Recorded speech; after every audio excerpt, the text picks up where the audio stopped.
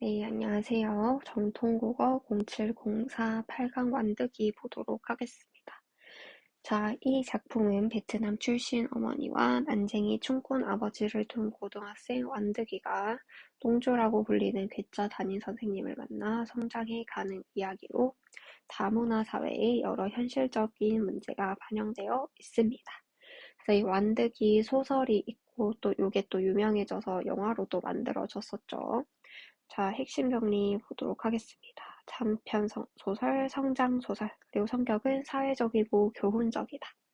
그리고 현대의 어느 도시 변두리 동네이고요. 시점은 1인칭 주인공 시점, 이 완득이의 시점에서 전개가 됩니다.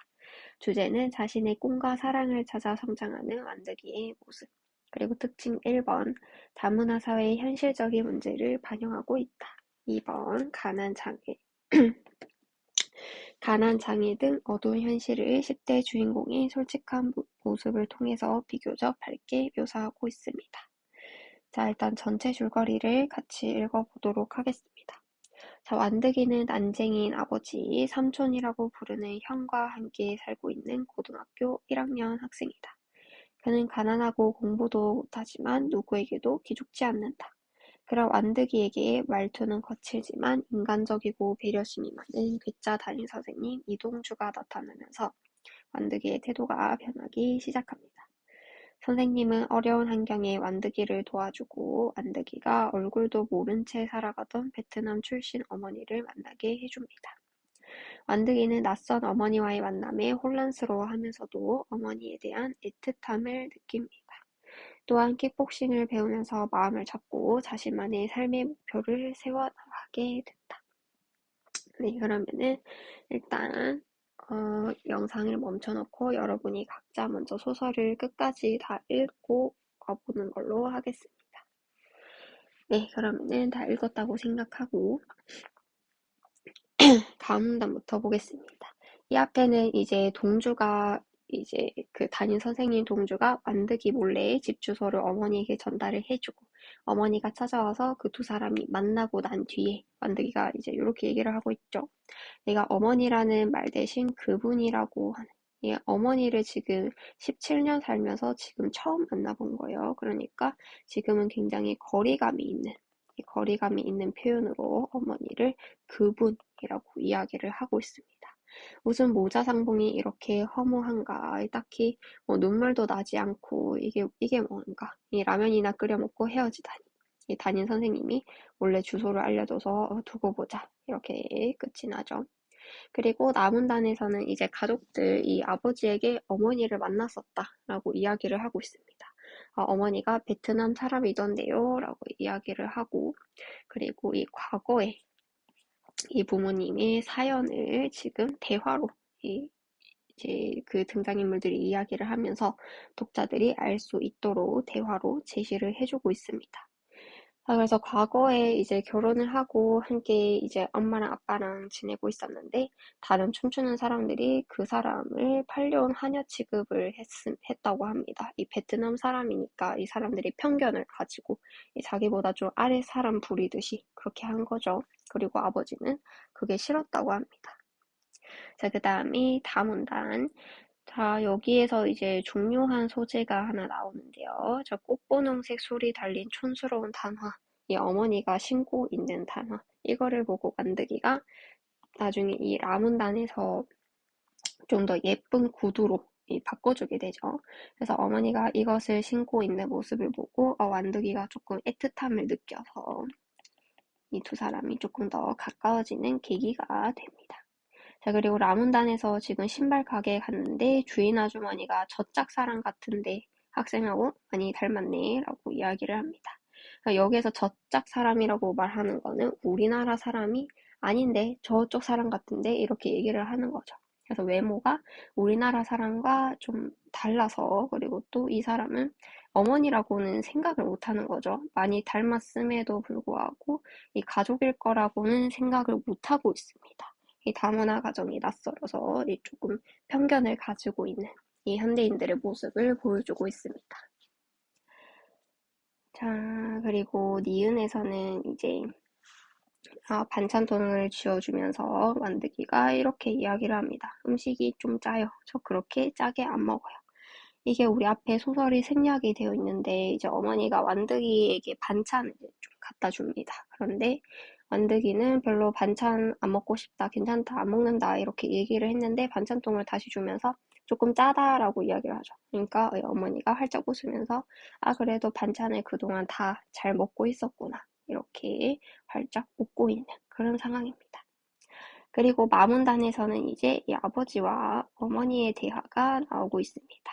이제 과거 이야기에 대해서 이야기를 하고 있죠. 아버지는 과거에 다른 사람들이 어머니를 이제 꽤 베트남에서는 배운 사람이었는데 뭔가 하녀처럼 취급하는 게 싫었다라고 이야기를 하고 있고 어머니는 이제 다른 여자들과 막 손잡고 춤을 추고 뭐 그런 것들이 싫었다라고 이야기를 하고 이제는 이 완득이가 어디에 사는지 그 집 주소를 알았으니까 이제서라도 찾아오게 되었다라고 이야기를 하고 있습니다. 네, 그러면은 일단 이것도 멈춰놓고 문제를 먼저 풀고 와보도록 하겠습니다. 네, 그러면은 1번부터 한번 보도록 할게요. 자, 윗글의 서술상 특징에 대한 설명으로 적절한 거. 자, 일단 4번. 인물 간의 대화. 이 완득이와 아버지의 대화, 혹은 또 아버지와 어머니의 대화를 통해서 과거에 어떠한 사건이 이야기가 있었는지 그것이 드러나고 있습니다. 그리고 여기에서는 지금 장면이 빈번하게 전환되지는 않고 그리고 서술자는 교체되지 않고 계속 1인칭 주인공 시점으로만 진행이 되고 있습니다. 그 다음에 작품 밖 서술자. 이거는 지금 3인칭을 얘기하죠. 그런데 이 소설은 1인칭이기 때문에 2번도 틀리고요. 그리고 이 허구성은 소설이 가지고 있는 특징이 맞지만 이 상상적 공간, 여기는 지금 현대를 배경으로 하고 있기 때문에 3번도 틀리게 되겠습니다. 자, 그 다음에 2번. 어머니는 계속 이제 완득이에게 존댓말을 쓰고 있죠. 그것에 대한 이유는 그만큼 완득이를 무척 소중하게 여기고 있기 때문입니다. 그래서 2번의 답은 5번이 되고요. 자, 그 다음에 3번. 가게 주인 아주머니가 완득이의 어머니를 저짝 사람, 이렇게 얘기를 했죠. 그 이유는 어머니의 외모가 우리나라 사람과 달라서 다른 나라 사람이기 때문에 이렇게 이야기를 했습니다. 자, 그 다음에 4번. 저 그렇게 짜게 안 먹어요. 라고 얘기를 했는데 어머니가 그것을 듣고 활짝 웃은 이유. 바로 완득이가 반찬을 잘 먹고 있다는 것을 알았기 때문에 어머니가 활짝 웃었습니다. 그 다음에 5번. 말을 통해서 알 수 있는 어머니가 떠난 이유. 말하고 하면은 이제 제일 마지막 문단이었죠. 그래서 아버지가 춤을 추면서 다른 사람들의 웃음거리로 사는 거, 다른 여자들과 함께 손을 잡고 춤을 추는 거, 그런 것들이 싫었기 때문이다. 라고 볼 수 있겠습니다. 자, 그리고 6번. 여기에서는 이제 소설에 나오는 또 다른 부분인데요. 자, 이 선생님이 베트남에서 온 티로 누나 기억하시죠? 가족이나 마찬가지라고 집안일까지 시켰던 누나요. 아왜 필통 판금하다가 절단기 손가락이 잘려서 귀국시켰던. 저요, 그때부터 철로된 필통을 안 썼어요. 그래서 이 베트남에서 온 이 다른 이제 외국인 노동자, 이 티로 누나가 좀 부당한 일을 당한 거죠. 그래서 그 상황을 지금 이야기를 하자 아버지가 자원봉사도 아니고 노동이 안 되는 사람을 계속 데리고 있을 수는 없었다. 라고 굉장히 비인간적인 모습을 보여주고 있죠. 지금 이 보기를 참고해서 이제 좀 적절한 반응을 찾으라고 합니다. 자, 그랬을 때는 5번. 완득이 어머니가 처한 상황과 이 가로 보았을 때 이 작품은 외국인을 부당하게 대우하는 사회 현실을 비판적으로 보여주고 있다. 네, 그래서 이 소설은 지금 다문화 가정을 둘러싼 현대사회의 조금 잘못된 부분들, 그런 것들을 비판적으로 보여주고 있는데요. 여기에서는 그런 외국인 노동자가 부당한 대우를 받았던 것, 그리고 안득이 어머니는 또 과거에 하녀 취급을 받으면서 그런 부당한 취급을 받았었죠. 그래서 그러한 사회 현실을 비판적으로 보여주고 있다. 이 5번이 가장 적절한 답이 되겠습니다. 네, 그럼 뒤에 남은 문제는 여러분이 각자 풀어보면 되겠습니다.